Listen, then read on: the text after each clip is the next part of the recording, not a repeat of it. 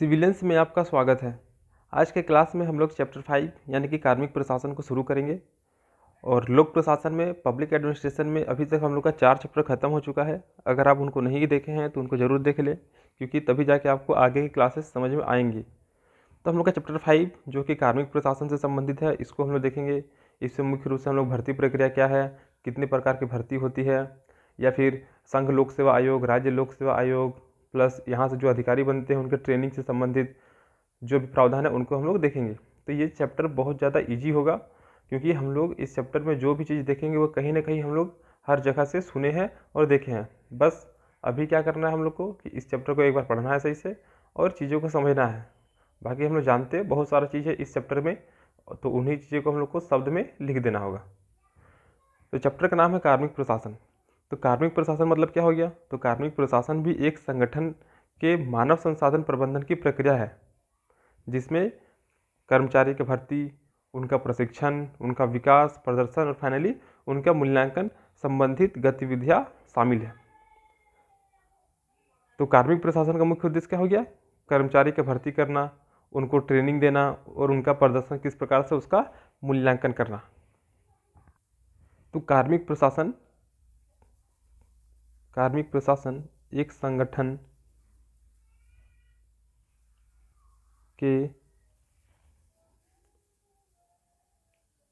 संगठन के मानव संसाधन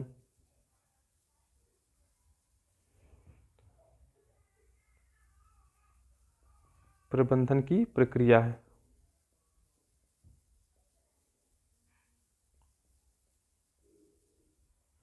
तो कोई भी संगठन तभी अच्छे तरीके से संचालित होगी जब उसमें काम करने वाले सदस्यों की संख्या उचित मात्रा में उपलब्ध होगी।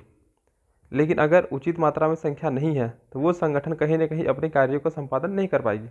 तो ऐसी स्थिति में जरूरी हो जाता है क्या, उन पदों को भरा जाए। तो भरने के लिए भर्ती प्रक्रिया का शुरुआत किया जाता है। तो यहाँ से निकलता है क्या कि कार्मिक प्रशासन का सबसे महत्वपूर्ण पक्ष क्या होता है? भर्ती होता है। और भर्ती के भी अलग प्रकार होते हैं, तो उसको भी हम लोग देखेंगे। तो कार्मिक प्रशासन का सबसे महत्वपूर्ण पक्ष भर्ती है। सरकारी तंत्र की कार्यकुशलता और सेवाओं की गुणवत्ता भर्ती तंत्र की मजबूती पर निर्भर करती है। अब क्वेश्चन है हम लोग का, भर्ती क्या है और भर्ती के प्रकार का वर्णन करें। तो भर्ती क्या है? तो किसी भी संगठन में, चाहे वो निजी संगठन हो या फिर सार्वजनिक संगठन हो, तो किसी भी संगठन में रिक्त पदों पर उचित एवं योग्य अभ्यर्थियों का चयन, नियुक्ति, पदस्थापन भर्ती को इंगित करता है। यानी भर्ती रिक्त अथवा नवीन पदों के लिए योग्य अभ्यर्थियों को आकर्षित करने की प्रक्रिया है।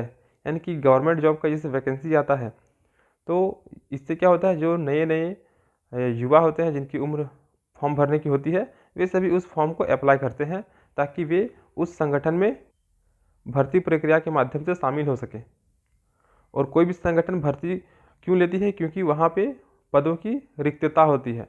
तो ऐसी स्थिति में कोई भी संगठन हो, चाहे वो निजी संगठन हो या फिर सरकारी संगठन हो, वे यही चाहते हैं कि उनके पास जो पद है उन पर योग्य अभ्यर्थी का चयन होना चाहिए। यानी कि भर्ती प्रक्रिया में योग्य अभ्यर्थियों का चयन किया जाता है, जो कि रिक्त या फिर नवीन पदों के लिए योग्य अभ्यर्थियों को अपनी ओर आकर्षित करती है। अब भर्ती के भी दो पक्ष हैं, एक सकारात्मक पक्ष और एक नकारात्मक पक्ष। तो नकारात्मक पक्ष में क्या हो गया कि इसका लक्ष्य ऐसे लोगों को बाहर निकालना है जो सेवा के पदों के योग्य और उपयुक्त नहीं है। सिंपल सा है कि कोई भी एग्जाम आता है, उसका एग्जाम जो भी स्टूडेंट देते हैं, जो पास करते हैं यानी कि वे उस एग्ज़ाम के योग्य हैं, और जो पास नहीं होते हैं तो वे उस एग्ज़ाम के योग्य नहीं हैं। तो यही एक नेगेटिव इम्पैक्ट पड़ता है भर्ती को लेकर। सकारात्मक पक्ष का बात किया जाए तो कोई भी संगठन अपने संगठन में एक अच्छे योग्य उम्मीदवार की तलाश में रहती है।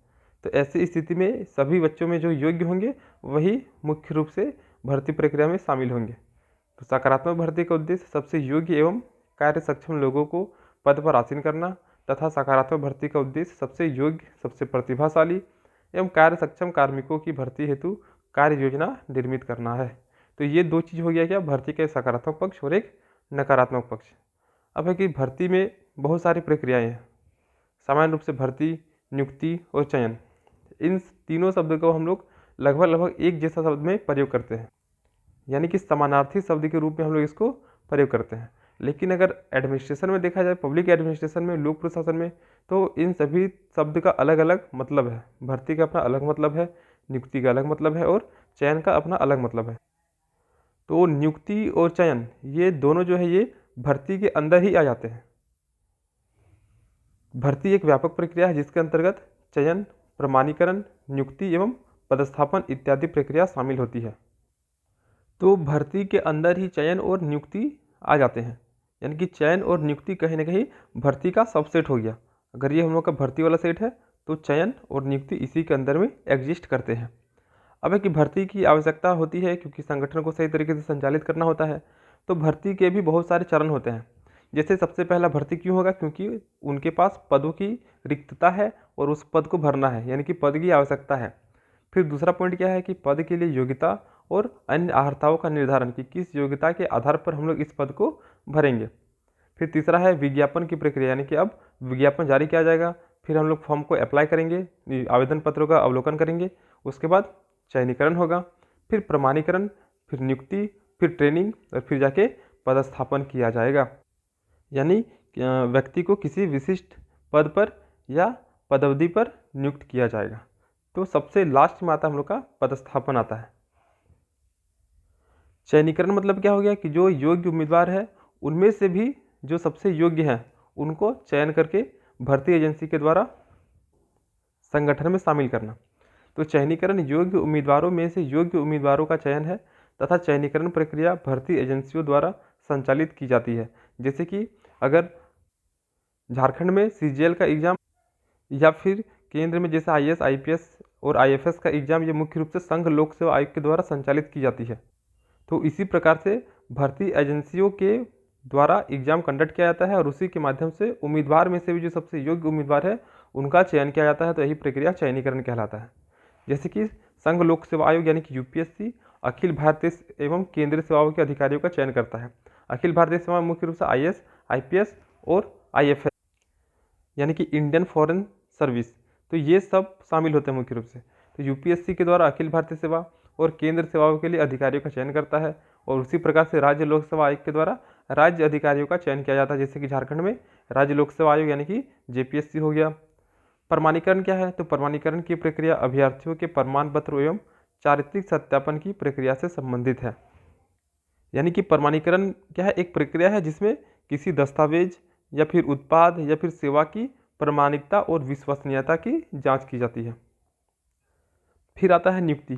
तो नियुक्ति की प्रक्रिया सरकार के द्वारा संचालित की जाती है तथा नियुक्ति के माध्यम से चयनित अभ्यर्थियों को संगठन में शामिल किया जाता है और किसी भी नवप्रवेश अभ्यर्थियों को संगठन के अनुरूप परिवर्तित करने के लिए तथा संगठन के कार्य एवं कार्य प्रणाली की जानकारी देने के लिए प्रशिक्षण की आवश्यकता होती है। ट्रेनिंग उन लोगों को दिया जाता है तथा इस दौरान उन्हें परिवीक्षाधीन अधिकारी के रूप में जाना जाता है। इस अवधि के पश्चात अभ्यर्थी को संगठन के उचित पद पर पदस्थापित किया जाता है तथा नवनियुक्त अधिकारी संगठन के अस्थायी सदस्य के रूप में शामिल हो जाते हैं तथा भर्ती की प्रक्रिया समाप्त हो जाती है। यानी कि भर्ती की प्रक्रिया में बहुत सारे अंग शामिल हैं। जैसे सबसे पहले उनको पद की आवश्यकता है, फिर पद के लिए क्या योग्यता होनी चाहिए, उसी योग्यता के आधार पर हम लोग कैंडिडेट को लेंगे। फिर हो जाएगा हम लोग का विज्ञापन हम लोग जारी करेंगे। फिर चयनीकरण का प्रक्रिया शुरू होगा, यानी कि योग्य उम्मीदवार में से भी जो सबसे योग्य है उनको हम लोग चयन करेंगे।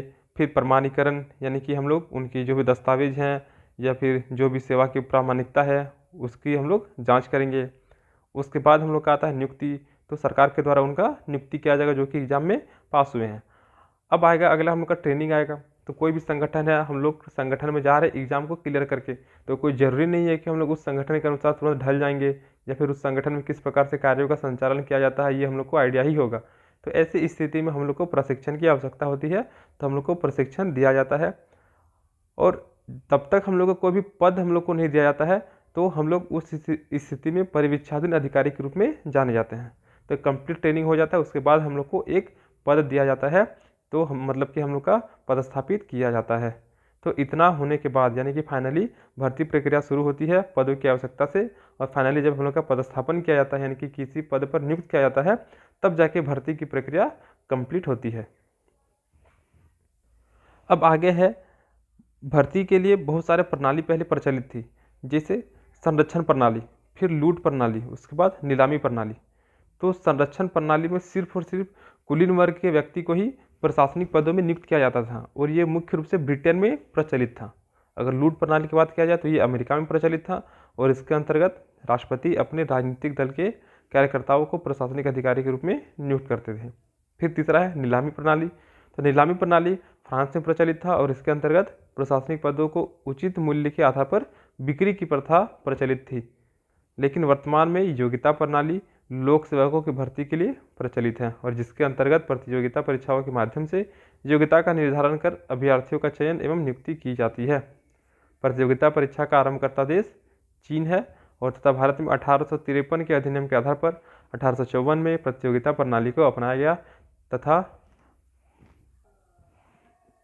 विभिन्न परीक्षाएं भारत में आरंभ हुई। तो अगर भर्ती प्रणाली की बात किया जाए तो संरक्षण प्रणाली मुख्य रूप से कुलीन वर्ग के व्यक्ति को इसके माध्यम से शामिल किया जाता था जो कि ब्रिटेन में प्रचलित था। फिर लूट प्रणाली आता है जो कि हम लोग का अमेरिका में प्रचलित था और उसके बाद नीलामी प्रणाली ये हम लोग का फ्रांस में प्रचलित था। लेकिन वर्तमान स्थिति में ऐसा नहीं है। वर्तमान स्थिति में भर्ती प्रक्रिया के माध्यम से ही योग्य उम्मीदवारों को संगठन में शामिल किया जाता है। अब भर्ती के प्रकार, एक है प्रत्यक्ष भर्ती और दूसरा अप्रत्यक्ष भर्ती। तो प्रत्यक्ष भर्ती में क्या है, तो यह पद्धति एक लोकतांत्रिक पद्धति है क्योंकि सभी योग्य उम्मीदवारों को भर्ती के लिए समान अवसर प्राप्त होते हैं और इस प्रणाली में योग्यता के निर्धारण के लिए निम्नलिखित परीक्षण आयोजित किए जाते हैं। तो चूंकि भारत लोकतांत्रिक देश है तो लोकतांत्रिक देश में जो भी चीज़ होना चाहिए वो प्रत्यक्ष तरीके से होना चाहिए। तो प्रत्यक्ष भर्ती जो है ये लोकतांत्रिक पद्धति है क्योंकि इसमें कोई भी उम्मीदवार हो उसको समान अवसर प्राप्त होते हैं और इसमें अलग अलग चरण में परीक्षाओं का संचालन किया जाता है। जैसे लिखित परीक्षा होता है जिसमें वस्तुनिष्ठ परीक्षा होंगे यानी कि ऑब्जेक्टिव टाइप के क्वेश्चन होंगे और फिर विषयनिष्ठ परीक्षा यानी कि इसमें रिटन एग्जाम जैसा होगा जैसे कि जेपीएससी में होता है। पहला प्रीलिम्स जो होता है वो हम लोग का ऑब्जेक्टिव होता है और सेकंड जो मेंस का पेपर होता है वो हम लोग को लिखने के लिए दिया जाता है। लेंदी क्वेश्चन होता है। उसके बाद फिजिकल टेस्ट होता है, फिर मेडिकल होता है और फिर इंटरव्यू होता है और उसके बाद कार्यकुशलता प्रणाली और फिर मनोवैज्ञानिक परीक्षण। तो इन सभी प्रक्रिया के माध्यम से जब उम्मीदवार का चयन होता है तो यही प्रक्रिया कहलाती है प्रत्यक्ष भर्ती।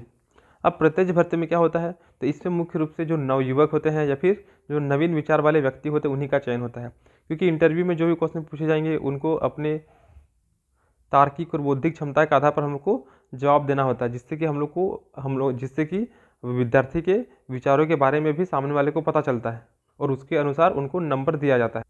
तो प्रत्यक्ष भर्ती में मुख्य रूप से नवीन विचार वाले व्यक्ति का चयन होता है और चूंकि नवीन विचार वाले व्यक्ति होते हैं, नवयुवक होते हैं, तो ये अपने कार्य के लेकर काफ़ी ज़्यादा उत्साहित रहते हैं और प्रशासन में गतिशीलता कायम रहती है। लेकिन प्रत्यक्ष भर्ती का सबसे बड़ा दोष क्या हो गया कि इसमें जो भी स्टूडेंट होते हैं वे किताबी नॉलेज को लेकर एग्जाम को क्लियर करके अधिकारी या फिर संगठन के सदस्य बन जाते हैं, लेकिन इनमें एक्सपीरियंस की कमी होती है, अनुभवहीन व्यक्ति का चयन हो जाता है। तो ऐसी स्थिति में इन्हें संगठन के अनुरूप बनाने के लिए एक लंबा समय तक प्रशिक्षण की आवश्यकता होती है, ट्रेनिंग की आवश्यकता होती है। इसीलिए हर एग्ज़ाम को क्लियर करने के बाद उन लोग को ट्रेनिंग पीरियड में रखा जाता है जो कि काफ़ी ज़्यादा खर्चीला प्रक्रिया भी होता है तथा साथ ही साथ अनुभवी व्यक्ति के ऊपर गैर अनुभवी व्यक्ति को पदस्थापित कर दिया जाता है। जैसे कि अगर कोई थाना में कोई कांस्टेबल है जो कि 20 साल से काम कर रहा है, लेकिन कल दिन कोई नवयुवक लड़का डीएसपी बनके जो कि राज्य लोक सेवा आयोग को क्लियर करके डीएसपी बनेंगे और जाके उनसे ऊपर के पोस्ट में शामिल हो जाएंगे। तो ऐसी स्थिति में देखा जाए तो जो कांस्टेबल है जो कि 20 साल से काम कर रहा है तो उनको उस फील्ड में एक्सपीरियंस ज़्यादा है, लेकिन उनके हेड के रूप में डीएसपी आ जाएंगे जिनको उस फील्ड में बिल्कुल भी एक्सपीरियंस नहीं है। तो ये इसका एक ड्रॉबैक्स है, तो जिससे उनके आपसी संबंध तनावपूर्ण हो जाते हैं। तो कहीं ना कहीं जो एक्सपीरियंस व्यक्ति है और उसके ऊपर नॉन एक्सपीरियंस व्यक्ति आ जाएंगे तो ऐसी स्थिति में दोनों के बीच में तनाव की स्थिति उत्पन्न हो जाएगी। तो प्रत्यक्ष भर्ती में मुख्य रूप से लिखित परीक्षा होता है, ऑब्जेक्टिव परीक्षा होता है, फिजिकल होता है, मेडिकल होता है, इंटरव्यू होता है। ये सारा चीज़ों के माध्यम से किसी भी व्यक्ति का चयन किया जाता है। अगर अप्रत्यक्ष भर्ती की बात किया जाए तो अप्रत्यक्ष भर्ती में मुख्य तरीके से पदोन्नति यानी कि पद में उन्नति, यानी कि जब कोई एक कांस्टेबल है तो वो कुछ समय बाद एक्सपीरियंस के आधार पर, वरिष्ठता के आधार पर या फिर कितने साल वे काम किए उसके आधार पर उनको अपर पोस्ट में ट्रांसफ़र कर दिया जाता है, यानी कि वे हो सकता है दरोगा बन जाते हैं। तो वही कहलाता है पदोन्नति कहलाता है। तो जो पदोन्नति है इसके लिए हम लोग को कोई एग्ज़ाम देने की आवश्यकता नहीं पड़ी, क्योंकि हम लोग एक बार अगर मान लीजिए कांस्टेबल कोई है तो वो कांस्टेबल से वो दरोगा बन जाते हैं। तो इसके लिए दरोगा बनने के लिए उनको एग्जाम देने की आवश्यकता नहीं पड़ी, बल्कि वरिष्ठता के सिद्धांत के आधार पर या फिर कितने साल वे कार्य किए उसके आधार पर, तो इन सभी के आधार पर उनको पदोन्नति की जाती है, जो कि एक अप्रत्यक्ष भर्ती का माध्यम है। और इसी के माध्यम से संगठन के कर्मचारियों में से ही योग्य एवं उचित को अधिक उत्तरदायित्व वाला पद पर पदस्थापित किया जाता है। यानी कि मान लीजिए बहुत सारे कांस्टेबल है, तो उन कांस्टेबल में से जो सबसे योग्य व्यक्ति है उसी व्यक्ति को अपर पोस्ट के लिए पदोन्नति दी जाती है, ताकि वे अपने उत्तरदायित्व वाले पद को सही तरीके से संचालित कर सके। पदोन्नति का शाब्दिक अर्थ क्या है? आगे बढ़ना, यानी वर्तमान पद से उच्च पद पर पदस्थापन पदोन्नति का स्वरूप है। इस प्रक्रिया के अनुभवी व्यक्ति को महत्व प्रदान किया जाता है, जिससे संगठन में असंतोष उत्पन्न होने की संभावना कम होती है, क्योंकि यहाँ पे जो सबसे वरिष्ठ होते हैं उसी व्यक्ति को पदोन्नति दी जाती है। लेकिन पदोन्नति में वरिष्ठता का सिद्धांत में भी बहुत सारी चीज़ शामिल होते हैं, बहुत सारे फैक्ट आते हैं, जैसे कि वरिष्ठता किस आधार पर, क्या उसके उम्र के आधार पर, या फिर उसके कार्य के अनुभव के आधार पर, या फिर उनके द्वारा कितने वर्ष कार्य किया गया इसके आधार पर। तो पदोन्नति के लिए 3 प्रकार का सिद्धांत प्रचलित है। पहला आ गया वरिष्ठता का सिद्धांत। तो इस सिद्धांत में अनुभव को महत्व दिया जाता है, यानी कि उससे उस फील्ड में कितना एक्सपीरियंस है, तथा सबसे वरिष्ठ व्यक्ति को उच्च पद पर पदस्थापित किया जाता है। यह प्रक्रिया एक लोकतांत्रिक प्रक्रिया है, क्योंकि एक निर्धारित अवधि के पश्चात सभी को पदोन्नति के अवसर प्राप्त हो जाते हैं। यानी कि एक समय के बाद हर एक व्यक्ति को कहीं न कहीं उस फील्ड में अनुभव हो जाता है, तो हर एक व्यक्ति को पदोन्नति मिल सकती है। तो कहीं न कहीं ये एक लोकतांत्रिक प्रक्रिया है। यह प्रक्रिया वस्तुनिष्ठ एवं निष्पक्ष प्रक्रिया है, क्योंकि वरिष्ठता का निर्धारण सेवा काल के आधार पर आसानी से किया जा सकता है। तो यानी कि वरिष्ठता के सिद्धांत में हम लोग सेवा काल को देखते हैं कि ये 20 साल तक कार्य कर चुका है, तो अब इनको अपर पोस्ट में पदोन्नति किया जाना चाहिए। तो ऐसी स्थिति में हर व्यक्ति को एक बार मौका मिलेगा, क्योंकि हर कोई 20 साल काम करेंगे ही अगर उनकी उम्र सही है। तो ऐसी स्थिति में उनको ऊपर के पोस्ट में पोस्टिंग किया जाता है। लेकिन इस प्रक्रिया में अयोग्य व्यक्ति भी उच्च पद पर प्राप्त होने की संभावना कायम होती है। ये इसका एक दिक्कत हो गया क्या, कि जो व्यक्ति अयोग्य है, कांस्टेबल तो बन गए लेकिन अयोग्य है, लेकिन चूंकि वे वरिष्ठता के सिद्धांत को फॉलो करके पदोन्नति पा सकते हैं, तो वे दरोगा बनेंगे, लेकिन वे उस पद के योग्य नहीं है। तो ये एक इसका लूफॉल सामने आता है। तथा पदोन्नति की निश्चितता के कारण कर्मचारियों की चयन क्षमता पर प्रतिकूल प्रभाव पड़ता है, कर्मचारियों के कार्य पर क्षमता पर प्रतिकूल प्रभाव पड़ता है। ऐसे में क्या होगा कि कोई भी कांस्टेबल है, उनको तो पता है कि 20 साल काम करने के बाद उनको पदोन्नति मिलेगा ही, तो ऐसी स्थिति में होना हो भी सही तरीके से अपने कार्य को नहीं करेंगे।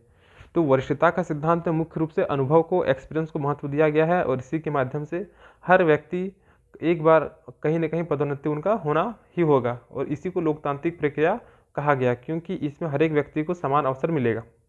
और मुख्य रूप से इसमें अनुभव के आधार पर एक निश्चित कार्यकाल के आधार पर इसकी पदोन्नति की जाती है। लेकिन इसका दिक्कत क्या हो गया कि इसमें कोई भी अयोग्य व्यक्ति भी उच्च पद पर पहुंच सकते हैं।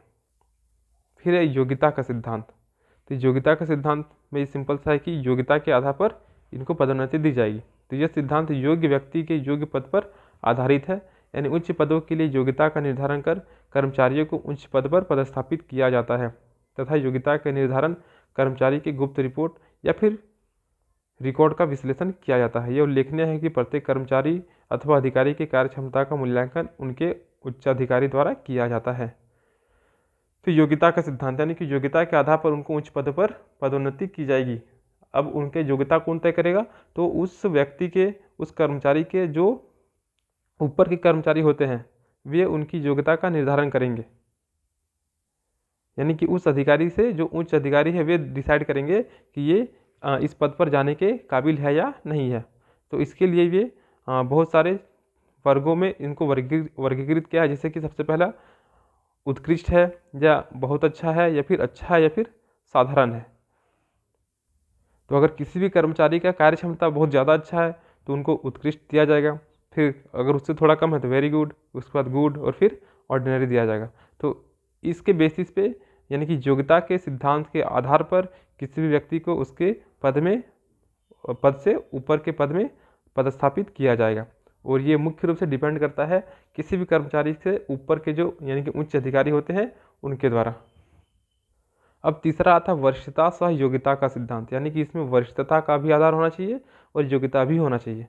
यानी कि कहीं ना कहीं ये दोनों के मिश्रित रूप है, क्योंकि इसके अंतर्गत वरिष्ठ व्यक्ति में से योग्य व्यक्तियों का चयन कर उसे उच्च पद पर पदस्थापित किया जाता है, और सामान्य रूप से एक निश्चित कार्यकाल पूर्ण कर चुके कर्मचारियों को योग्यता के आधार पर उच्च पदों की ओर अग्रसरित किया जाता है। तो भर्ती के प्रकार में 3 प्रकार का भर्ती आ गया। एक प्रत्यक्ष भर्ती आ गया, जिसमें मुख्य रूप से लिखित परीक्षा होता है, जो कि वस्तुनिष्ठ और विषयनिष्ठ परीक्षा होता है। फिर फिजिकल होता है, मेडिकल होता है, इंटरव्यू होता है। तो इन सभी के माध्यम से भर्ती किया जाता है, तो वो प्रत्यक्ष भर्ती के अंतर्गत आता है। फिर अप्रत्यक्ष भर्ती, तो इसमें मुख्य रूप से पदोन्नति आ गया, क्योंकि पदोन्नति एक कार्यकाल के बाद हर व्यक्ति को मिलता है। फिर पदोन्नति के लिए भी 3 प्रकार का सिद्धांत प्रचलित है, वरिष्ठता का सिद्धांत, योग्यता का सिद्धांत और वरिष्ठता के साथ साथ योग्यता का सिद्धांत। तो ये 3 प्रकार की प्रक्रिया है जिसके माध्यम से पदोन्नति दी जाती है। तो सामान्य रूप से निम्न स्तरीय पदों में पदोन्नति के लिए वरिष्ठता का सिद्धांत को फॉलो किया जाता है। मध्यम स्तरीय पदों के लिए पदोन्नति के लिए वरिष्ठता सा योग्यता का सिद्धांत, और उच्च पद में पदोन्नति के लिए योग्यता का सिद्धांत को अपनाया जाता है। यानी कि जो निम्न स्तर के पद हैं उस पर पदोन्नति के लिए वरिष्ठता का सिद्धांत, यानी कि कार्य का अनुभव के आधार पर, कितने वर्ष कार्य किए उसके आधार पर उनको पदोन्नति किया जाएगा। मध्य स्तरीय पद में पदोन्नति के लिए वरिष्ठता तो होना ही चाहिए, साथ ही साथ योग्यता भी होनी चाहिए। और उच्च स्तर के पदों पर पदोन्नति के लिए हम लोग योग्यता के सिद्धांत को अपनाते हैं। तथा अति उच्च पदों पर नियुक्ति में वरिष्ठता एवं योग्यता के साथ साथ मुख्य कार्यपालक के विश्वास एवं उसके पसंद को भी वरीयता दी जाती है। जैसे कि हम लोग देखे थे, जो मुख्य सचिव होते हैं उनकी नियुक्ति में मुख्य रूप से मुख्यमंत्री की सहमति अनिवार्य होती है। तो जो अति उच्च पद होते हैं उस पर नियुक्ति के लिए वरिष्ठता तो होना ही चाहिए, साथ ही साथ योग्यता भी होनी चाहिए, और प्लस जो मुख्य कार्यपालक होंगे उनको उन पर विश्वास भी होना चाहिए और उनको पसंद भी होना चाहिए, तो ही जाके वे उस पद पर नियुक्त होंगे। तो इस प्रकार से फाइनली हम लोग का जो भर्ती प्रक्रिया है वो खत्म होता है, और भर्ती के प्रकार को भी हम लोग देख लिए। तो अगर इस PDF को अगर 1 से 2 बार पढ़िएगा और समझ लीजिएगा तो ये क्वेश्चन इजीली हम लोग रेडी कर सकते हैं, क्योंकि हर प्रक्रिया के बारे में जो भी स्टूडेंट अभी एग्जाम का तैयारी कर रहे हैं उनको लगभग इसमें कुछ ना कुछ मतलब कि बहुत सारा चीज़ पता ही होगा, तो बहुत ज़्यादा ये टफ नहीं पड़ेगा। अब हम लोग का आगे आता है, भारत में लोक सेवकों की भर्ती का प्रारूप का वर्णन करें। तो लोक सेवक मतलब सरकारी अधिकारी या फिर सरकारी उपक्रम के कर्मचारी हो गए। तो यही सब के भर्ती का प्रारूप किस प्रकार से है, तो उसी के बारे में हम लोग को यहाँ पे वर्णन करना है। तो क्वेश्चन है, भारत में लोक सेवकों की भर्ती का प्रारूप का वर्णन करें। तो भारत में लोक सेवकों की भर्ती के लिए संवैधानिक संस्था के रूप में संघ लोक सेवा आयोग, राज्यों के लिए राज्य लोक सेवा आयोग, या फिर एक से अधिक राज्य मिलकर संयुक्त लोक सेवा आयोग का गठन करने का प्रावधान किया गया है। तो संघ लोक सेवा आयोग के माध्यम से, यानी कि UPSC के माध्यम से IAS, IPS और IFS जैसे सेवाओं का सृजन किया जाता है। राज्य लोक सेवा आयोग के माध्यम से या फिर संयुक्त लोक सेवा के माध्यम से भी राज्य में बहुत सारे अधिकारियों को नियुक्त किया जाता है। तो संघ लोक सेवा आयोग द्वारा अखिल भारतीय सेवा में 3 चीज़ आएंगे, IAS, IPS और IFS यानी कि F फॉर फॉरेस्ट वाला होगा, इंडियन फॉरेस्ट सर्विस। तो अखिल भारतीय सेवा एवं केंद्र सेवा वर्ग क के अधिकारियों के लिए प्रतियोगिता परीक्षा का आयोजन किया जाता है। तो UPSC के द्वारा यानी कि संघ लोक सेवा आयोग के द्वारा जो भी अधिकारी जाते हैं वे वर्ग क में आते हैं, सेक्शन A में आते हैं। इसी प्रकार से राज्य लोक सेवा आयोग के द्वारा यानी कि स्टेट PCS के द्वारा जो भी सेलेक्ट होकर आते हैं वे वर्ग B में आते हैं, सेक्शन B में आते हैं, यानी कि ख में। तो संघ लोक सेवा आयोग द्वारा लिखित भारतीय सेवा एवं केंद्रीय सेवा वर्ग क के अधिकारियों के लिए प्रतियोगिता परीक्षा का आयोजन करती है, तथा राज्य लोक सेवा आयोग द्वारा राज्य सेवा के वर्ग ख के अधिकारियों के लिए प्रतियोगिता परीक्षा संचालित की जाती है। इसके अतिरिक्त अधीनस्थ सेवा के लिए केंद्रीय कर्मचारी चयन आयोग, जैसे कि सेंटर में SSC होता है, और उसी प्रकार से झारखंड में JSSC, तो राज्य कर्मचारी आयोग इत्यादि गठित किए गए हैं, तथा रेलवे भर्ती के लिए रेलवे भर्ती बोर्ड गठित है। यानी कि लोक सेवकों की भर्ती के लिए संवैधानिक संस्था के रूप में संघ लोक सेवा आयोग, राज्यों के लिए राज्य लोक सेवा आयोग, इसके अलावे 2 या 2 से अधिक राज्य मिलकर संयुक्त लोक सेवा आयोग के गठन का प्रावधान किया गया है। संघ लोक सेवा आयोग में मुख्य रूप से अखिल भारतीय सेवा, जिसके अंतर्गत IAS, IPS और IFS शामिल है। इसके अलावा केंद्र सेवा के वे सभी अधिकारी वर्ग क में शामिल होते हैं, जो कि प्रतियोगिता परीक्षा के माध्यम से संघ लोक सेवा आयोग में नियुक्त होते हैं। फिर आता है हम लोग का राज्य लोक सेवा आयोग। तो राज्य लोक सेवा आयोग के द्वारा राज्य सेवा के वर्ग ख के अधिकारियों का चयन किया जाता है। इसके अलावे केंद्रीय कर्मचारी चयन आयोग या फिर राज्य स्तर पर राज्य कर्मचारी चयन आयोग का भी गठन किया गया है और साथ ही साथ रेलवे की भर्ती के लिए रेलवे भर्ती बोर्ड भी गठित है। तो इन सभी के माध्यम से भारत में लोक सेवकों का चयन किया जाता है। अब है संघ लोक सेवा आयोग यानी कि यूपीएससी द्वारा सिविल सेवा प्रतियोगिता परीक्षा आयोजित की जाती है, जिसके माध्यम से भारतीय प्रशासनिक सेवा यानी कि IAS, फिर भारतीय पुलिस सेवा यानी कि IPS और भारतीय वन सेवा यानी कि IFS, तो इन्हीं के साथ साथ अन्य केंद्रीय सेवा जैसे विदेश सेवा, भारतीय राजस्व सेवा, भारतीय डाक सेवा, भारतीय रेल सेवा, भारतीय लेखा सेवा, भारतीय लेखा परीक्षण सेवा इत्यादि के वर्ग क के अधिकारियों का चयन किया जाता है। और भारतीय सेवा की मुख्य परीक्षा पृथक रूप से आयोजित की जाती है, जबकि अन्य सेवाओं के लिए चयन संयुक्त प्रवेश परीक्षा के माध्यम से किया जाता है। तो यूपीएससी के द्वारा इन सभी पदों पर नियुक्ति किया जाता है। अब सिविल सेवा परीक्षा, अगर इसका बात करें तो ये 3 चरणों में आयोजित की जाती है। तो इसमें पहला चरण प्रारंभिक परीक्षा, दूसरा चरण मुख्य परीक्षा और तीसरा चरण इंटरव्यू होता है। तो प्रारंभिक परीक्षा क्या हो जाएगा, तो इसका आरंभ 1979 से किया गया और इस परीक्षा का मुख्य उद्देश्य क्या है, तो मुख्य परीक्षा के लिए जो गंभीर अभ्यर्थी हैं, यानी कि जब प्रीलिम्स का एग्जाम के लिए तो हर कोई फॉर्म भर देते हैं, लेकिन मुख्य परीक्षा में वही लोग पहुंचते हैं जो कि एग्जाम के लिए गंभीर थे, सीरियस थे। तो मुख्य परीक्षा का मुख्य उद्देश्य क्या है, प्रारंभिक परीक्षा का मुख्य उद्देश्य क्या है, तो मुख्य परीक्षा के लिए गंभीर अभ्यर्थियों का चयन करना। और यह परीक्षा मुख्य रूप से वस्तुनिष्ठ यानी कि ऑब्जेक्टिव टाइप का एग्जाम होता है और इसमें बहुविकल्पीय उत्तरों में से सही एवं सटीक उत्तर का चयन प्राप्तांक के लिए उत्तरदायी है।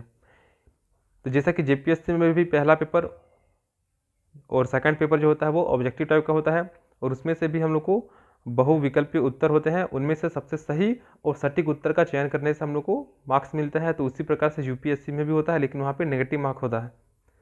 तो पहला वस्तुनिष्ठ रूप में आयोजित किया जाता है, जिसमें बहुत सारे विकल्प होते हैं, उन्हीं विकल्प में से सबसे सही और सबसे सटीक उत्तर का चयन करके हम लोग अंक प्राप्त करते हैं।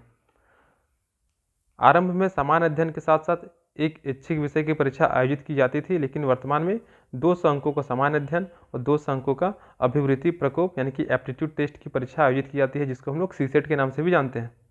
और सामान्य रूप से कुल घोषित रिक्तियों का 10 से 12 गुना अभ्यर्थियों का चयन मुख्य परीक्षा के लिए किया जाता है। वस्तुनिष्ठ परीक्षा का मुख्य उद्देश्य अभ्यर्थी की स्मरण शक्ति, शीघ्र निर्णय क्षमता, तार्किक क्षमता तथा अवलोकन दृष्टिकोण का विश्लेषण करना है। यानी कि प्रारंभिक परीक्षा 1979 से पहले नहीं होता था, 1979 से इस परीक्षा का शुरुआत किया गया, जिसका मुख्य उद्देश्य क्या है कि जो मेंस एग्जाम के लिए सीरियस कैंडिडेट हैं उनका सेलेक्ट करना। तो प्रारंभिक परीक्षा में 2 पेपर होंगे, जिसमें पहला पेपर जो होगा वो सामान्य अध्ययन से संबंधित क्वेश्चन होंगे और दूसरा पेपर जो होगा जिसको हम लोग सीसेट बोलते हैं वो हम लोग का एप्टीट्यूड टेस्ट का होगा और इसमें मुख्य रूप से हम लोग को क्वालिफाई करना होता है। यानी कि सेकंड पेपर में 33% हम लोग को मार्क्स लाना होता है। अगर ये क्वालिफाई हो जाएंगे और जो सामान्य अध्ययन का जो पेपर है उसको भी अगर हम लोग कट ऑफ मार्क्स को कवर कर लेंगे तो फिर प्रीलिम्स हम लोग का निकल जाएगा। तो यूपीएससी के प्रारंभिक परीक्षा में 2 पेपर हैं। पहला पेपर जो होगा वो हम लोग का सामान्य अध्ययन से संबंधित होगा, जिसमें 200 क्वेश्चन रहेंगे। फिर सेकंड पेपर होगा, इसमें भी 200 मार्क्स का रहेगा और इसमें भी 200 मार्क्स का होगा, जिसमें से सेकंड पेपर हम लोग को क्वालिफाई करना है और पहला पेपर से हम लोग का मेरिट बनेगा प्रीलिम्स के लिए। अब मेंस एग्जाम में जितने भी बच्चे होंगे तो टोटल जितना सीट है, यानी कि यूपीएससी के लिए जितना भी पदों पर नियुक्ति किया जाने का या फिर जितना भी वैकेंसी दिया गया है उससे 10 से 12 गुना छात्रों का चयन मुख्य परीक्षा के लिए किया जाएगा।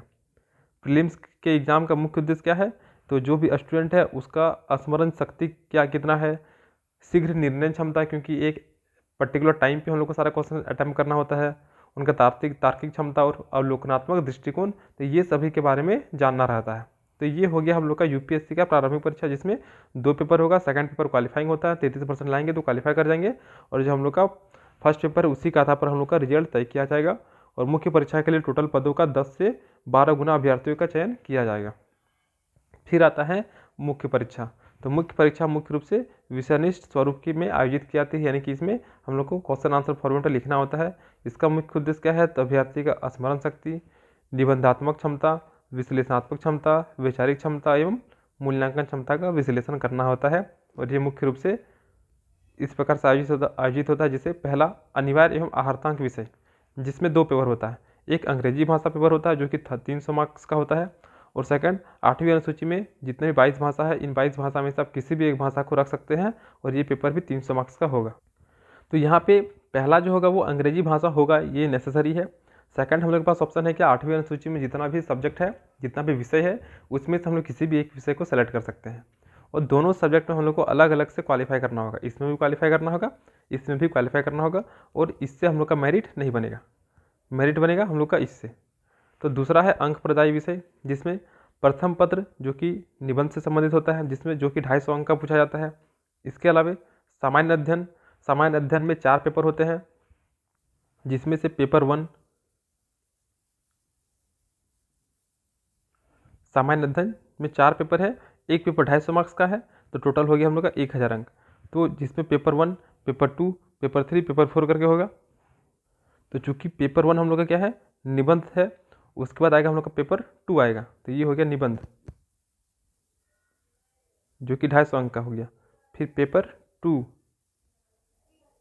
पेपर 2 जो होगा, इसमें सामान्य अध्ययन का पहला पेपर होगा, सामान्य अध्ययन का पहला पेपर, जिसमें हम लोग का भारतीय विरासत, संस्कृति, विश्व का इतिहास, भूगोल और समाज के बारे में पढ़ना रहता है। ये हम लोग का पेपर 2 में सामान्य अध्ययन का पेपर 1 होगा। फिर पेपर 3 होगा, पेपर 3 जो ये क्या होगा, सामान्य अध्ययन का पेपर 2 होगा। तो सामान्य अध्ययन का पेपर 2 में हम लोग को शासन व्यवस्था पढ़ना है, संविधान के बारे में पढ़ना है, शासन प्रणाली पढ़ना है, सामाजिक न्याय और अंतर्राष्ट्रीय संबंध के बारे में जानना होता है। फिर पेपर 4 होगा जो कि सामान्य अध्ययन का पेपर 3 होगा। इसमें मुख्य रूप से हम लोग को प्रौद्योगिकी, आर्थिक विकास, जैव विविधता, पर्यावरण सुरक्षा और आपदा प्रबंधन को पढ़ना होता है।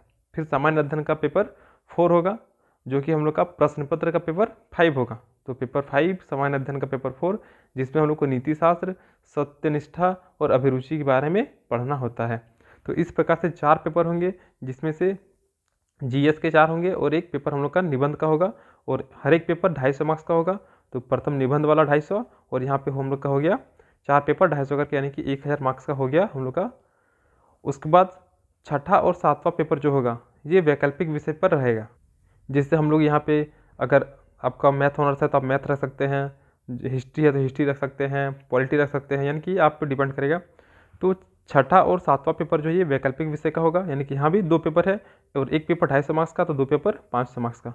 तो ऑल ओवर हम लोग का हो गया यहाँ पे 250 प्लस 1000, तो 1000 और 500 1500, और ये 250, तो ये हो गया टोटल मार्क्स हम लोग का हो गया 1750। तो टोटल हो गया हम लोग का 1750 हो गया। अब इंटरव्यू जो होता है वो हम लोग का 275 मार्क्स का होता है, यानी कि 7 5 12, 7 8 9 1 10 और 2, यानी कि 20 25। तो टोटल हम लोग का जो मेरिट बनेगा वो 2025 नंबर पे बनेगा यूपीएससी के एग्ज़ाम में। तो मुख्य परीक्षा में क्या हो गया, ये विषयनिष्ठ स्वरूप में आयोजित किया जाएगा। इसमें हम लोग का पहला पेपर होगा जिसमें 2 पेपर होंगे, एक अंग्रेजी पेपर होगा 300 मार्क्स का, और एक 8वीं अनुसूची में जितने भी भाषा है उनमें से किसी एक भाषा को हम लोग रख सकते हैं, और वो भी कितना होगा, 300 मार्क्स का होगा। दोनों में हम लोग को अलग अलग से क्वालिफाई करना होगा, अंग्रेजी में क्वालिफाई करना होगा और इसमें भी क्वालिफाई करना होगा। जिसमें अंग्रेजी जो है ये कंपलसरी है, ये इसको हम लोग को रखना ही पड़ेगा, बाकी यहाँ से हम लोग को जो अच्छा लगे वो हम लोग सेलेक्ट कर सकते हैं। तो इसमें बस क्वालिफाइंग नेचर का है, जैसा कि जेपीएससी में पहला पेपर रहता है हिंदी और इंग्लिश, क्वालिफाइंग नेचर का रहता है। अब आता है हम लोग का दूसरा मेंस का पेपर में अंक, जो कि हम लोग को मार्क्स देगा। तो इसमें पहला पेपर जो है ये निबंध का होता है, जो कि 250 मार्क्स का होता है। उसके बाद सामान्य अध्ययन का होता है, 4 पेपर होता है, प्रत्येक पेपर 250 मार्क्स का, तो 4 पेपर 1000 अंक का हो गया। और छठा और 7वां जो पत्र होता है वो हम लोग का वैकल्पिक पत्र होता है, और यहाँ पे 2 पत्र हैं, तो ऐसी स्थिति में 500। तो ये टोटल हो गया हम लोग का 1750 मार्क्स हो गया। इंटरव्यू होता है हम लोग का 275 नंबर का, तो टोटल मार्क्स हो गया 2025, और इसी 2025 के आधार पर हम लोग का मेरिट तय किया जाएगा। तो टोटल जितना भी सीट है उस सीट से 10 से 12 गुना, उस सीट से 10 से 12 गुना अभ्यर्थियों का चयन मुख्य परीक्षा के लिए किया जाएगा, और टोटल सीट जितना है उस सीट का 2 से 3 गुना छात्रों का चयन इंटरव्यू के लिए किया जाएगा मेंस के बाद। तो अब होगा हम लोग का इंटरव्यू साक्षात्कार होगा, जो कि 275 नंबर का होगा, और जो व्यक्ति परीक्षण के रूप में आयोजित किए जाते हैं तथा इसके माध्यम से अभ्यर्थी की कुशाग्रता, तार्किक क्षमता, वैचारिक क्षमता, विश्लेषणात्मक क्षमता एवं व्यक्ति के सकारात्मक पहलुओं का मूल्यांकन किया जाता है तथा मुख्य परीक्षा एवं साक्षात्कार के प्राप्त अंकों को संयुक्त कर अंतिम मेधा सूची का निर्माण किया जाता है तथा मेधा सूची के आधार पर आरक्षण प्रणाली की प्रासंगिकता को कायम रखते हुए चयनित अभ्यर्थी की अंतिम सूची तैयार की जाती है तथा मेधा सूची के आधार पर अभ्यर्थियों के विकल्प के अनुसार सेवाओं का आवंटन किया जाता है। यानी कि इंटरव्यू होने के बाद इंटरव्यू का मार्क्स को ऐड किया जाएगा मेंस के साथ, उसके बाद हम लोग का अंतिम मेधा सूची जारी किया जाएगा जो कि जो भी आरक्षण प्रणाली है उसको भी ध्यान में रखते हुए रेडी किया जाएगा। तो यहाँ तक हो गया। अब यहाँ पे जो भी सेलेक्ट होंगे ये अपने उस फील्ड में महारथी नहीं होंगे। जैसे अगर आईएएस बन गए तो उनको सही तरीके से कार्य करना आता है, कोई ज़रूरी नहीं है, या फिर आईपीएस बन गए तो उनको बंदूक चलाना ही आता है या फिर प्रशासनिक कार्य को अच्छे तरीके से संभालना आता होगा, ऐसा नहीं होता है। तो ऐसी स्थिति में अब नियुक्ति के बाद उन सभी अधिकारियों को बुनियादी प्रशिक्षण दिया जाएगा, ट्रेनिंग दिया जाएगा। तो जो भी यूपीएससी को क्लियर करते हैं उन सभी को पहले बुनियादी प्रशिक्षण लाल बहादुर शास्त्री प्रशासनिक एकेडमी जो कि मसूरी में है, जिसको लेवेसना भी बोलते हैं हम लोग, तो वहाँ पे ट्रेनिंग के लिए सभी को भेजा जाता है। आईएएस, आईपीएस, आईएफएस या फिर जो भी अधिकारी बनते हैं सभी को लेवेसना में लाल बहादुर शास्त्री प्रशासनिक एकेडमी मसूरी में भेजा जाता है। 5 माह तक सभी के वहीं पे ट्रेनिंग दिया जाता है और उसके बाद जो जो उनका विभाग है, जैसे कि कोई आईएएस बने हैं तो कोई आईपीएस बने हैं, तो उसके आधार पर उनको अलग अलग जगह पर प्रशिक्षण दिया जाता है। तो जो आईएएस होते हैं उनका प्रशिक्षण मसूरी में ही संचालित किया जाता है, लेकिन जो आईपीएस होते हैं उनको ट्रेनिंग देने के लिए सरदार वल्लभ भाई पटेल पुलिस एकेडमी जो कि हैदराबाद है वहाँ पर भेज दिया जाता है। और इसी प्रकार से जो आईएफएस के अधिकारी होते हैं उनको देहरादून में प्रशिक्षण के लिए भेज दिया जाता है। इसी प्रकार भारतीय राजस्व सेवा यानी कि आईआरएस के अधिकारी को नागपुर तथा भारतीय रेल सेवा के अधिकारी को रेलवे स्टाफ कॉलेज बड़ोदरा के विभागीय प्रशिक्षण दिए जाते हैं। भारतीय विदेश सेवा के अधिकारी को भारतीय विदेश सेवा संस्थान नई दिल्ली में विभागीय प्रशिक्षण दिया जाता है तथा व्यावसायिक प्रशिक्षण के पश्चात इन्हें परिवीक्षाधीन अधिकारी के रूप में कार्य निष्पादन के माध्यम से कार्यानुभव प्रदान किया जाता है तथा अंतिम रूप से इन अधिकारी को पदस्थापित किया जाता है। यानी कि अब इंटरव्यू के बाद जो मेधा सूची में आए उनको प्रशिक्षण के लिए सबसे पहले लेवेसना भेजा जाएगा। सभी को लेवेसना में ट्रेनिंग दिया जाएगा 5 महीना और वहाँ के बाद आईएएस जो होंगे वे लेवेसना में ही ट्रेनिंग करेंगे। उसके बाद आईपीएस जो होंगे ये सरदार वल्लभ भाई पटेल एकेडमी हैदराबाद चले जाएंगे। आईएफएस जो होंगे ये देहरादून में प्रशिक्षण करने के लिए जाएंगे और इसी प्रकार से जो आईआरएस होंगे वे नागपुर में, जो रेलवे सेवा के अधिकारी होंगे वे बड़ोदरा में जाएंगे और फाइनली इस स्थिति में इनको परिवीक्षाधीन अधिकारी के रूप में जाना जाएगा। और इतना होने के बाद यानी कि ट्रेनिंग खत्म होने के बाद उनको पदस्थापित किया जाएगा और फाइनली भर्ती की प्रक्रिया खत्म होगी। तो इस प्रकार से यूपीएससी का जो सिलेबस है वही ये हम लोग का क्वेश्चन है कि किस प्रकार से यहाँ पे भारत में लोक सेवकों की भर्ती किया जाता है। तो यूपीएससी का अगर सिलेबस समझ गए तो ये क्वेश्चन हम लोग का बन गया। अब आता है संघ लोक सेवा आयोग की संरचना एवं भूमिका का वर्णन करें। तो संघ लोक सेवा आयोग का संरचना किस प्रकार से होता है, कितने अध्यक्ष होते हैं, कितने सदस्य होते हैं, कार्यकाल क्या होता है, इन सभी के बारे में हम लोग इस क्वेश्चन में देखेंगे। अब है संघ लोक सेवा आयोग की संरचना एवं भूमिका का वर्णन करें। तो संघ लोक सेवा आयोग भारत का केंद्रीय भर्ती अभिकरण, मतलब क्या हो गया, भारत सरकार के अलग अलग मंत्रालयों और विभागों में कर्मचारी की भर्ती के लिए जिम्मेदार एक संगठन, वही क्या है, केंद्रीय भर्ती अभिकरण। यह एक स्वतंत्र संवैधानिक निकाय है या फिर संस्था है क्योंकि इसका गठन संवैधानिक प्रावधानों के माध्यम से किया गया है। अनुच्छेद 315 के अनुसार संघ लोक सेवा आयोग का गठन किया गया है। यानी कि संघ लोक सेवा आयोग एक संवैधानिक निकाय है और जिसके बारे में संविधान के आर्टिकल 315 में इसके गठन के बारे में प्रावधान किया गया है। संवैधानिक निकाय है मतलब क्या, संविधान में इसके बारे में चर्चा किया गया है, संविधान के निर्माण करने के समय ही इसके बारे में संविधान में जगह दिया गया है आर्टिकल 315 में। संघ लोक सेवा आयोग में एक अध्यक्ष होते हैं, बाकी सदस्य भी होते हैं जो भारत के राष्ट्रपति द्वारा नियुक्त किए जाते हैं। तो ध्यान देना है कि जो यूपीएससी के जो अध्यक्ष होते हैं और जो अन्य सदस्य होते हैं ये राष्ट्रपति के द्वारा नियुक्त किए जाते हैं।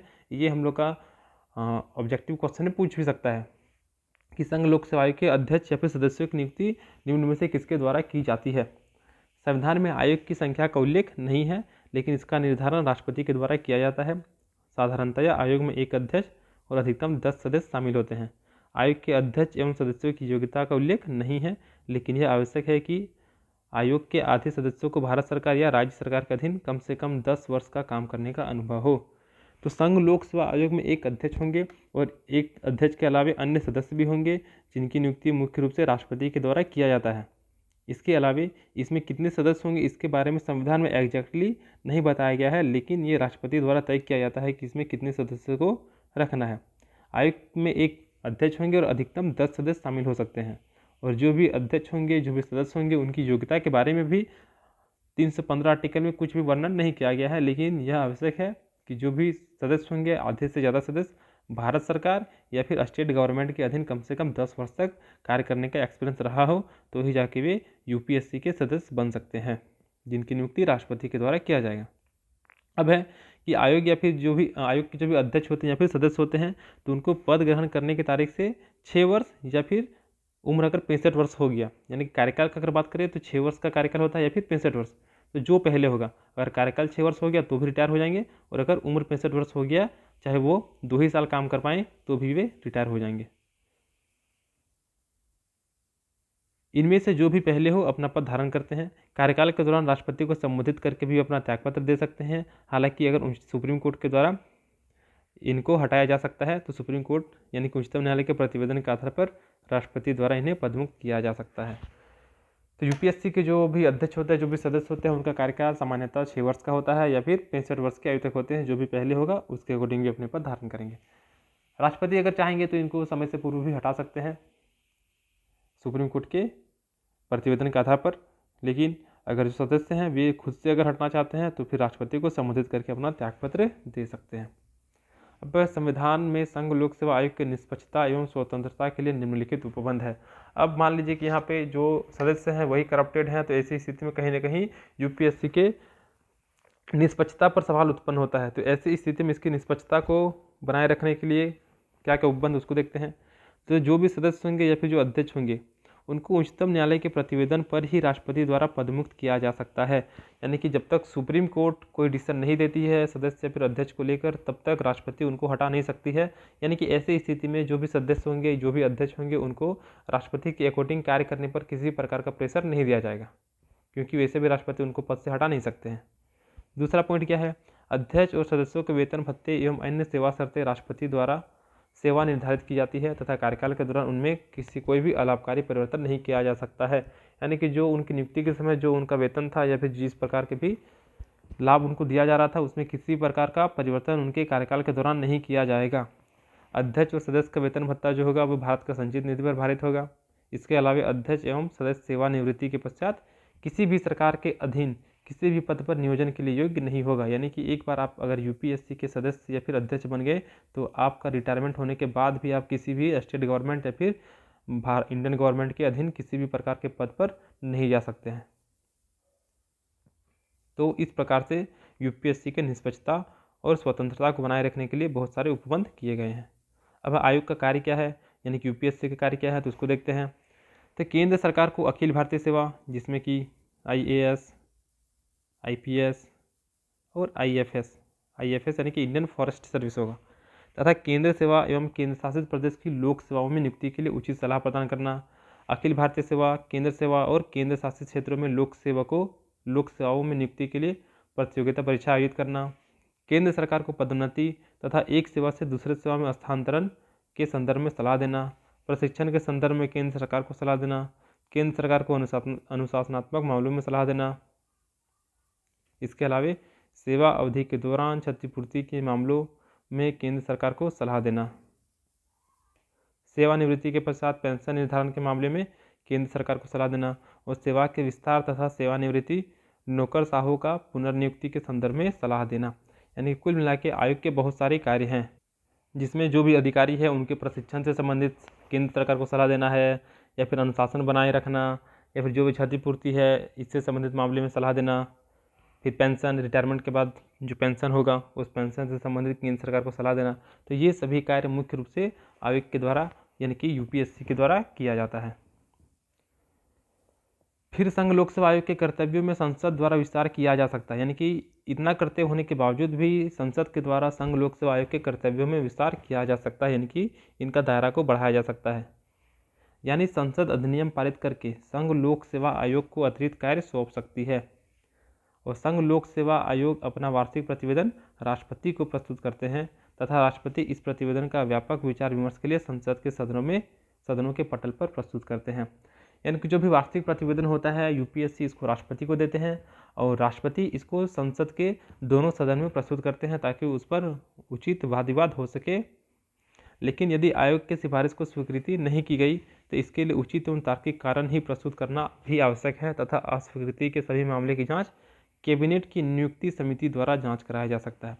यानी कि मान लीजिए कि यूपीएससी कोई प्रतिवेदन दिए हैं राष्ट्रपति को और राष्ट्रपति उसको सदन के किसी भी सदन में प्रस्तुत करते हैं लेकिन उसे स्वीकृति नहीं मिलती है, तो ऐसी स्थिति में अस्वीकृति मिलने के पीछे का जो भी मुख्य वजह है उस वजह को भी बताना पड़ेगा कि आखिर किस वजह से जो भी प्रतिवेदन था उसको स्वीकार नहीं किया गया।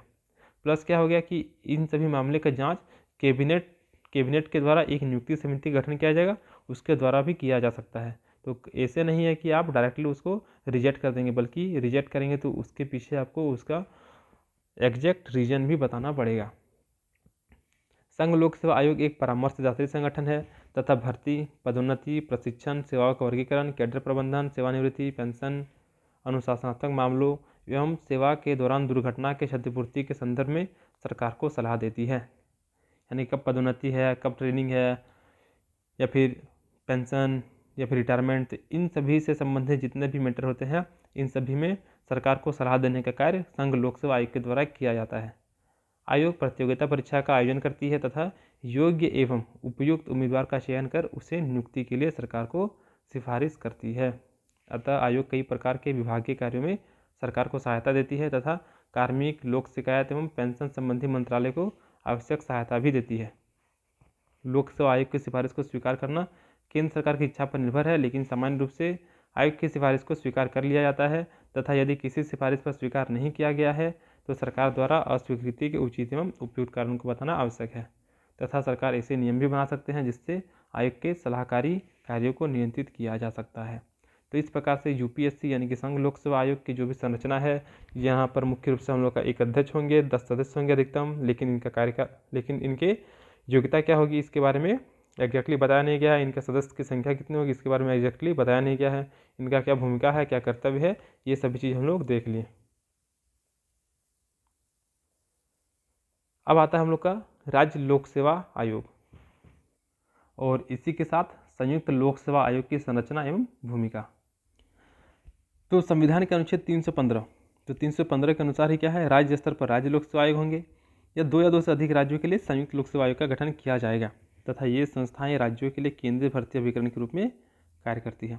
तो आर्टिकल 315 में ही बताया गया है कि राज्यों के लिए राज्य लोक सेवा आयोग और केंद्र के और 2 से अधिक राज्यों के लिए संयुक्त लोक सेवा आयोग का गठन किया जाएगा, जो कि मुख्य रूप से केंद्रीय भर्ती अभिकरण के रूप में या फिर संस्था के रूप में कार्य करेगी।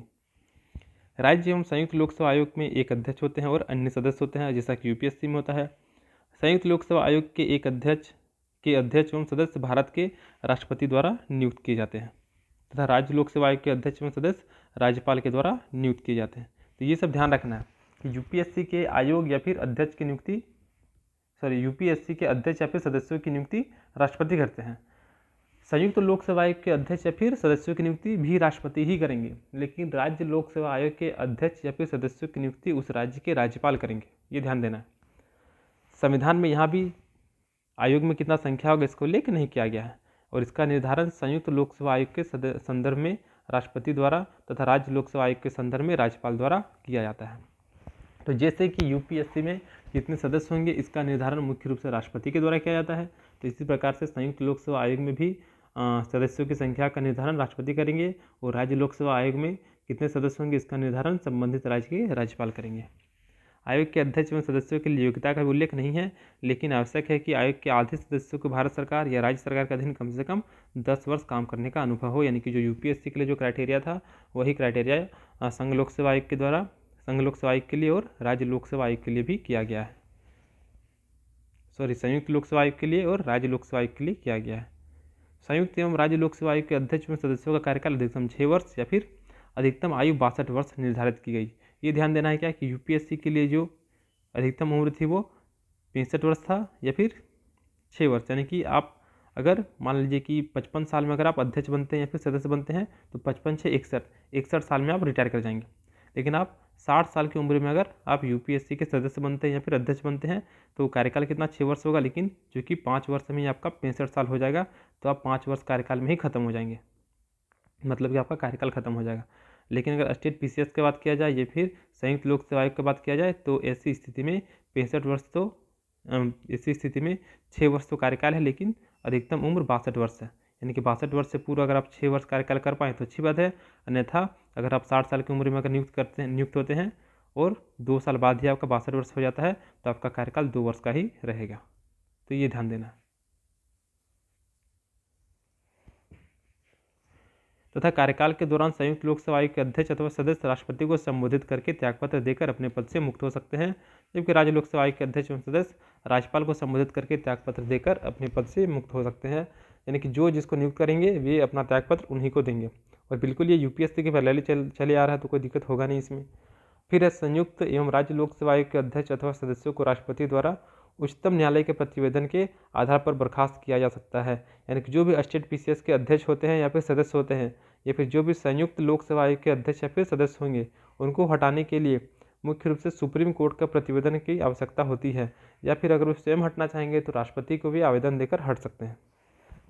यानी कि नॉर्मली ऐसे ही किसी को हटाया नहीं जा सकता है। यद्यपि राज्य लोक सेवा आयोग के अध्यक्ष एवं सदस्य राज्यपाल द्वारा नियुक्त किए जाते हैं, लेकिन राज्यपाल को इसकी बर्खास्तगी का अधिकार प्राप्त नहीं है तथा राज्यपाल इन्हें सिर्फ निलंबित कर सकता है। तो ये ध्यान देना है कि स्टेट पीसीएस के जो भी आयोग के सदस्य या फिर अध्यक्ष होते हैं उनकी नियुक्ति राज्यपाल करते हैं, लेकिन राज्यपाल इनको हटा नहीं सकते हैं। इनको हटाने के लिए राष्ट्रपति को ही आवेदन करना पड़ेगा, और वो भी अगर सुप्रीम कोर्ट इनको हटाने से संबंधित सिफारिश करती है तो ही जाके राष्ट्रपति भी इनको हटा सकती है, अन्यथा नहीं हटा सकते। अब संविधान में राज्य लोक सेवा आयोग के निष्पक्षता एवं स्वतंत्रता के लिए निम्नलिखित उपबंध हैं, जैसे सदस्य और अध्यक्ष को उच्चतम न्यायालय के प्रतिवेदन पर ही राष्ट्रपति द्वारा पदमुक्त किया जाएगा। यानी कि यूपीएससी हो या फिर स्टेट पीसीएस हो या फिर संयुक्त लोक सेवा आयोग हो, इनके सदस्यों को हटाने के लिए मुख्य रूप से राष्ट्रपति के द्वारा ही हटाया जा सकता है। लेकिन यूपीएससी के सदस्यों की नियुक्ति राष्ट्रपति करेंगे, संयुक्त लोक सेवा आयोग के सदस्यों की नियुक्ति राष्ट्रपति करेंगे, जबकि राज्य लोक सेवा आयोग के सदस्यों की नियुक्ति संबंधित राज्य के राज्यपाल करेंगे, लेकिन उनको उनके पद से हटाने का शक्ति प्रदान नहीं किया गया। सदस्यों, अध्यक्ष और सदस्य का वेतन भत्ता या फिर अन्य सेवा शर्त राज्यपाल के द्वारा निर्धारित किया जाएगा, जैसे कि वहाँ पे यूपीएससी में राष्ट्रपति के द्वारा किया जाता था, और जैसे कि वहाँ पे भी कार्यकाल के दौरान किसी प्रकार का परिवर्तन नहीं किया जाता, उसी प्रकार यहाँ भी यानी कि राज्य लोक सेवा आयोग और संयुक्त लोक सेवा आयोग में भी किसी भी प्रकार का परिवर्तन कार्यकाल के दौरान नहीं किया जाएगा। अध्यक्ष और सदस्य का जो भी वेतन होगा वो चूंकि राज्य से संबंधित है तो राज्य के संचित निधि पर भारित होगा, जबकि यूपीएससी के लिए वे भारत के संचित निधि पर उनके वेतन भत्ते भारित थे। अध्यक्ष और सदस्य सेवानिवृत्ति के पश्चात किसी भी सरकार के अधीन किसी भी पद पर नियोजन के लिए योग्य नहीं होते हैं, लेकिन लोक सेवा आयोग के अंतर्गत नियोजित किए जा सकते हैं। यानी कि जैसे कि यूपीएससी के जो भी सदस्य थे और जो भी अध्यक्ष थे वे किसी भी स्टेट गवर्नमेंट या फिर इंडियन गवर्नमेंट के अधीन किसी भी पद पर नियोजित नहीं किए जाते उनके बाद, रिटायरमेंट होने के बाद। लेकिन जो स्टेट पीसीएस होते हैं या फिर संयुक्त लोक सेवा आयोग के जो सदस्य होते हैं वे भी राज्य सरकार के अधीन या फिर भारत सरकार के अधीन किसी पद पर नियोजित नहीं किए जाएंगे, लेकिन ये यूपीएससी के लिए एलिजिबल है, ये यूपीएससी के किसी भी पद पर जा सकते हैं। जैसे कि अगर जेपीएससी के कोई सदस्य थे और ये सदस्य झारखंड के कोई भी गवर्नमेंट एग्जाम जैसे कि जेएसएससी, सीजीएल या फिर जेपीएससी एग्जाम या फिर एसएससी के एग्जाम, सेंट्रल में एसएससी के एग्जाम, इन सभी एग्जाम को क्लियर करके कोई भी पद पर नहीं जा सकते हैं या फिर पदोन्नति के माध्यम से किसी भी पद पर नहीं जा सकते हैं। लेकिन जेपीएससी के जो सदस्य हैं ये यूपीएससी में रिटायरमेंट के बाद जा सकते हैं अगर इनका कार्यकाल बचा हुआ है तो। अब राज्य एवं संयुक्त लोक सेवा आयोग के कार्य क्या है? तो राज्य लोक सेवा आयोग में नियुक्ति के लिए राज्य सरकार को उचित सलाह प्रदान करना। यानी कि राज्य लोक सेवा आयोग में नियुक्ति संबंधित जो भी सलाह है ये राज्य लोक सेवा आयोग के द्वारा प्रदान किया जाएगा। राज्य लोक सेवाओं में नियुक्ति के लिए प्रतियोगिता परीक्षा का आयोजन करना, राज्य सरकार को पदोन्नति तथा एक सेवा से दूसरे सेवा में हस्तांतरण के संदर्भ में सलाह देना, प्रशिक्षण के संदर्भ में राज्य सरकार को सलाह देना, राज्य सरकार को अनुशासनात्मक मामलों में सलाह देना, सेवा अवधि के दौरान क्षतिपूर्ति के मामले में राज्य सरकार को सलाह देना। यानी कि जो भी यूपीएससी को लेकर जो भी प्रावधान थे वे सभी राज्य स्तर पर भी सेम टू सेम प्रावधान है, बस वहाँ पे केंद्र सरकार और यहाँ पे राज्य सरकार, बस यही दो वर्ड को इंटरचेंज करेंगे तो हम लोग का जेपीएससी यानी कि स्टेट पीसीएस बन जाएगा और यूपीएससी बन जाएगा। तो अगर एक क्वेश्चन को समझते हैं, एक क्वेश्चन को अगर याद करते हैं तो ऑलरेडी हम लोग का दूसरा क्वेश्चन भी याद हो जाएगा, क्योंकि बिल्कुल यहाँ पे सेम है, बस कुछ कुछ जगह पर चेंजिंग देखने को मिल रहा है। फिर रिटायरमेंट के बाद जो पेंशन निर्धारण है उससे संबंधित मामला, राज्य सरकार उससे संबंधित मामला को भी राज्य सरकार के सामने लाएंगे। सेवा के विस्तार और सेवानिवृत्ति नौकरशाहों की पुनर्नियुक्ति के संदर्भ में भी सलाह देना। तो ये सब कार्य हो गया राज्य लोक सेवा आयोग और संयुक्त लोक सेवा आयोग के। अब आगे है, राज्य लोक सेवा आयोग के कर्तव्यों का विस्तार किया जा सकता है तथा राज्य विधानमंडल अधिनियम पारित करके राज्य लोक सेवा आयोग के अतिरिक्त कार्य सौंप सकती है। जैसे कि यूपीएससी के लिए, तो यूपीएससी के कर्तव्यों का भी विस्तार किया जा सकता था और इसके लिए संसद कानून बनाकर ऐसा कर सकती थी, यानी कि संसद यूपीएससी को अतिरिक्त कार्य सौंप सकती है। उसी प्रकार से जिस प्रकार से सेंटर में संसद, उसी प्रकार से राज्य में क्या, विधानमंडल। तो विधानमंडल भी अधिनियम पारित करके राज्य लोक सेवा आयोग के कर्तव्यों का विस्तार कर सकते हैं, प्लस उन्हें अतिरिक्त कार्य भी सौंप सकते हैं। संयुक्त अथवा राज्य लोक सेवा आयोग अपने वार्षिक प्रतिवेदन राज्यपाल को प्रस्तुत करते हैं तथा राज्यपाल इसी प्रतिवेदन को व्यापक विचार विमर्श के लिए राज्य विधानमंडल के सदन के पटल पर प्रस्तुत करता है। लेकिन यदि आयोग की सिफारिश से स्वीकृति नहीं की गई हो तो उसके लिए उचित एवं तार्किक कारण ही प्रस्तुत करना आवश्यक है तथा अस्वीकृति के सभी मामलों की जांच कैबिनेट की नियुक्ति समिति द्वारा जांच कराया जा सकता है। यानी कि सेम टू सेम यूपीएससी की तरह है। जैसे कि यूपीएससी में जो भी प्रतिवेदन था ये राष्ट्रपति को प्रस्तुत करते थे और राष्ट्रपति उसको सदन में प्रस्तुत करते थे। उसके बाद उस पर विचार विमर्श होता था और अगर उसको स्वीकृति नहीं मिलती तो ऐसी स्थिति में उचित कारण बताना होता था और कैबिनेट की नियुक्ति समिति के द्वारा उसकी जांच होती थी। उसी प्रकार से उसी के पैरेलली राज्य लोक सेवा आयोग और संयुक्त लोक सेवा आयोग अपना वार्षिक रिपोर्ट संबंधित राज्य के राज्यपाल को देते हैं, प्लस राज्यपाल इस प्रतिवेदन को सदन में यानी कि विधानमंडल के सदन में प्रस्तुत करते हैं और अगर इसे अस्वीकृत किया जाता है तो अस्वीकृति के पीछे का उचित कारण प्लस तार्किक कारण भी देना अनिवार्य होता है और प्लस इसकी जाँच के लिए कैबिनेट की नियुक्ति समिति का गठन किया जाता है और उसका जांच कराया जाता है। फिर राज्य एवं संयुक्त लोक सेवा आयोग एक परामर्शदात्री संगठन है, जैसे कि यूपीएससी यानी कि संघ लोक सेवा आयोग भी एक परामर्शदात्री संगठन है और भर्ती, पदोन्नति, प्रशिक्षण, सेवाओं के वर्गीकरण, कैडर प्रबंधन, सेवानिवृत्ति, पेंशन, अनुशासनात्मक मामले एवं सेवा के दौरान दुर्घटना के क्षतिपूर्ति के संदर्भ में सरकार को सलाह देती है और आयोग प्रतियोगिता परीक्षा का आयोजन करती है तथा योग्य एवं उपयुक्त उम्मीदवारों का चयन कर उसे नियुक्ति के लिए सरकार को सिफारिश करती है। अतः आयोग के कई प्रकार के विभागीय कार्यों में सरकार को सहायता देती है तथा कार्मिक, लोक शिकायत, पेंशन संबंधी मामले में आवश्यक सहायता देती है। लोक सेवा आयोग की सिफारिशों को स्वीकार करना राज्य सरकार की इच्छा पर निर्भर करता है, लेकिन समान रूप से आयोग की सिफारिशें स्वीकार कर ली जाती है तथा यदि किसी सिफारिश को स्वीकार नहीं किया गया हो तो सरकार द्वारा अस्वीकृति के उचित एवं उपयुक्त कारण को बताना आवश्यक है तथा सरकार ऐसे नियम भी बना सकती है जिससे आयोग के सलाहकारी कार्य को नियंत्रित किया जा सकता है।